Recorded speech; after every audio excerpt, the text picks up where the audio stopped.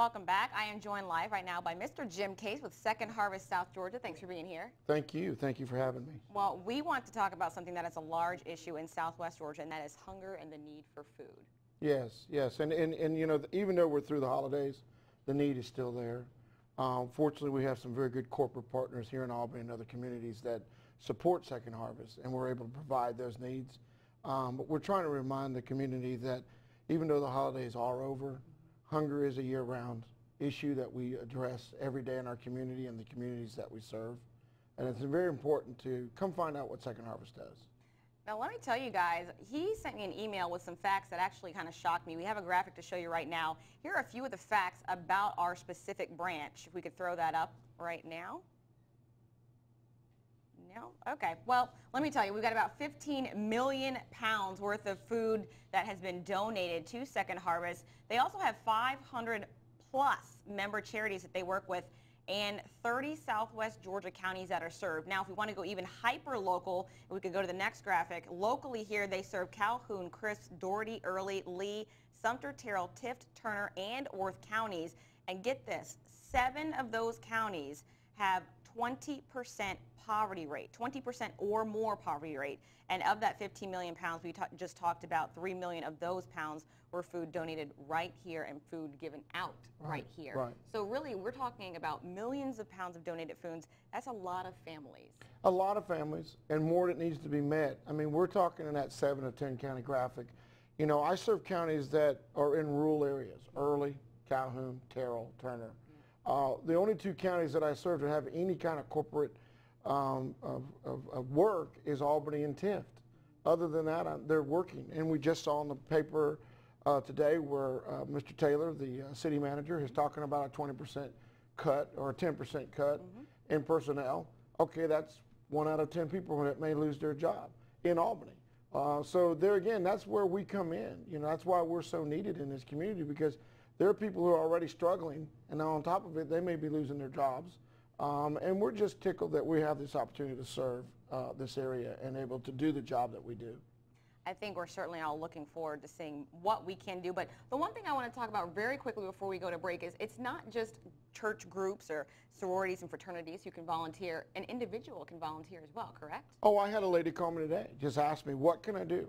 Wanted to know what was available, the hours and such. And I mean, we at Second Harvest invite anyone. We have volunteer directors. That's what we have. We have people who are dedicated to getting volunteers to come to Second Harvest and to serve in your community. Like I say, I don't care where you serve, just serve somewhere. Find where your heart is, if it's Second Harvest or Salvation Army or Oswego Agent Council, wherever it might be, just serve. Get it done. Yeah. All right, well, speaking of serving, coming up right after the break, we're going to talk about how you can get involved. Welcome back. I'm here with Jim Case from Second Harvest Food Bank, and we're talking about how you can get involved with volunteer work if you would like to spend an hour, 2 hours, 5 hours of your time donating. And your organization is one that cannot survive without volunteers, correct? Oh, it's the backbone of our organization. We have people who call and come, and once they come, they want to come again because they see the great work that the community is doing with Second Harvest. And volunteers, like I say, is one of those things that when someone comes and gives their time, they're giving me their most valuable asset, and I'm so appreciative of it. Absolutely, and it really doesn't take anything to volunteer, and that's the great part. We're showing you video right now of Second Harvest Food Bank, and what I love about this, look at that little kid. You don't have to have any skill to be able to volunteer because you're packing boxes, you're sorting, you're opening things. So that's the great part, is if you don't have any talents in the world, but being alive and breathing, you can still help volunteer in some way, shape, form, or fashion. Now, what people often want to know is it a certain thing, like do you have to give minimum 5 hours? Do you have to do one Saturday every single month, or can it be a one-time thing or a every other month thing, or how does volunteering actually work with your organization? Between the hours of 8 and 5, we take a break from lunch from 12 to 1, you could come and volunteer. We have so many things at the food bank, administrative, warehouse work, our new Kids Cafe, which is about to open. So there's many things that you can do. You can, wash dishes in the Kids Cafe. So it's just a variety of things. Being that we're such a diversified organization at Second Harvest, there's something you can do. I had one of them help me with thank you notes over the holiday because she had better handwriting than I did. Okay.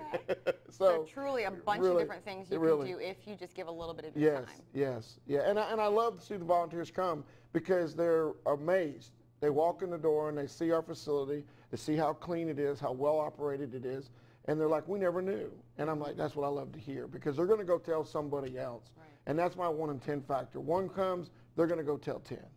Now, let's just assume there's someone watching right now who says, I don't want to pack boxes, I have messy handwriting, and I do not want to do dishes.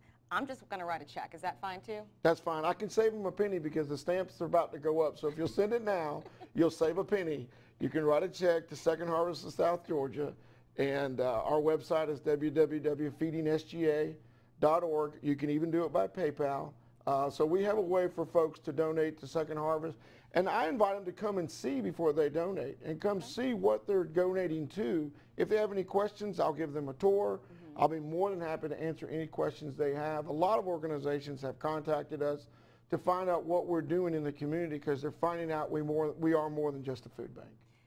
Now, ultimately, your goal would be for there to be no hunger and to be no poverty. But since right now in the real world we do have hunger, we do have poverty, especially in Southwest Georgia, what is your goal right now for 2013? What is your ultimate goal to achieve? Well, we're looking at trying to donate over 20 million pounds of food. We're working with an organization, my COO and the Valdosta offices and myself are meeting with an organization to reach more of these rural counties that we serve in these 30 counties that we serve. Our problem is not sometimes the food, it's finding organizations to get the food into the communities. They don't understand that if they use Second Harvest, how much more food we can get into their communities. And our corporate partners in these communities want us to give this food out. They want us to salvage this food from their shelves that they're giving us and get it back into their community.